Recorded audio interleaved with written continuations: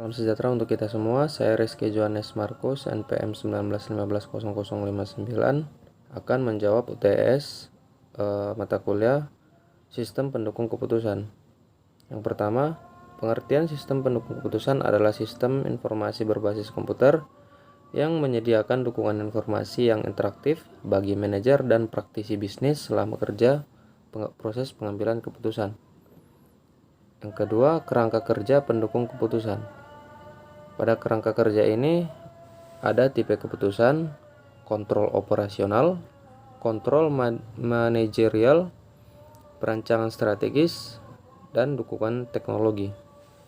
Pada tipe keputusan ada yang terstruktur, semi terstruktur, dan tidak terstruktur. Pada kontrol operasional terstruktur yaitu akun receivable, akun payable, order entry. Pada kontrol manajerialnya, analisis anggaran, forecasting jangka pendek, laporan personal, membuat atau membeli. Pada perancangan strategis, manajemen keuangan atau investasi, lokasi gudang, sistem distribusi. Pada dukungan teknologi yaitu SIM, model sains, pemrosesan transaksi. Pada tipe keputusan semi terstruktur, kontrol operasionalnya adalah penjadwalan produksi, kontrol inventory. Kemudian kontrol manajerial, evaluasi kredit, persiapan anggaran, layout pabrik, jadwal proyek, desain sistem, kategorisasi inventory. Kemudian pada perancangan strategisnya, membangun produk baru, manajer, dan akuisisi. Perancangan produk baru, perencanaan kompensasi, jaminan kualitas, dan kebijakan HR.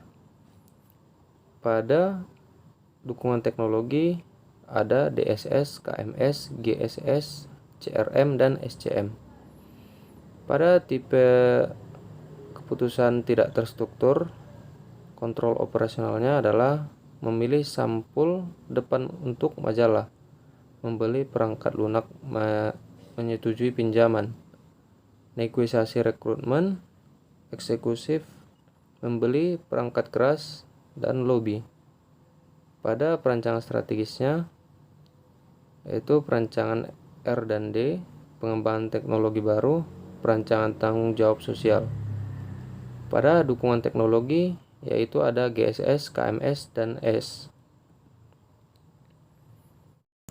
Yang ketiga yaitu menjelaskan data internal, data eksternal, dan data privat. Data internal adalah data yang sumbernya berasal terutama dari sistem pemrosesan transaksi dari dalam organisasi.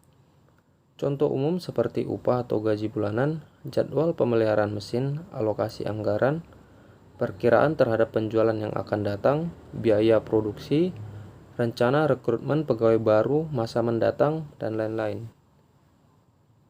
Data eksternal adalah data yang sumbernya dari luar sistem organisasi, seperti data industri, data riset pemasaran, data sensus, data tenaga kerja regional, regulasi pemerintah, jadwal tarif pajak, data ekonomi dalam negeri, dan lain-lain.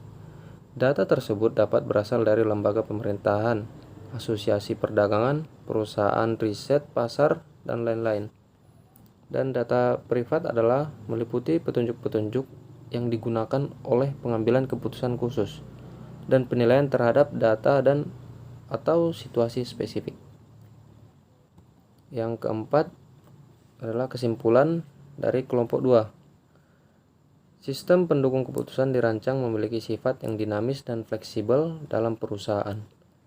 Sistem pendukung keputusan membantu memberikan alternatif pada proses pengambilan keputusan, tetapi tidak menggantikan pemakai sebagai pengambil keputusan.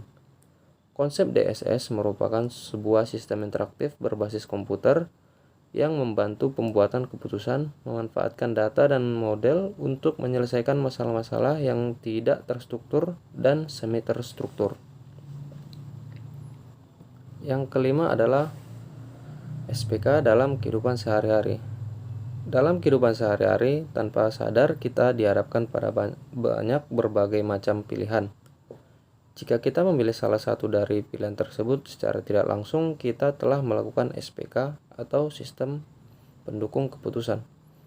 Sebagai contoh sederhana, ketika kita melamar pekerjaan di suatu perusahaan, kita membantu perusahaan tersebut untuk memilih pelamar mana yang lebih kompeten terhadap lowongan ini. Bantuan yang kita berikan sebagai penunjang keputusan adalah bagaimana kita menyelesaikan tes-tes yang diselenggarakan dengan baik. Pada saat interview, kita menjelaskan nilai plus yang kita punya seperti kemampuan yang kita kuasai dan bahasa yang kita bisa. Sekian dari saya, apabila ada kesalahan saya mohon maaf dan terima kasih.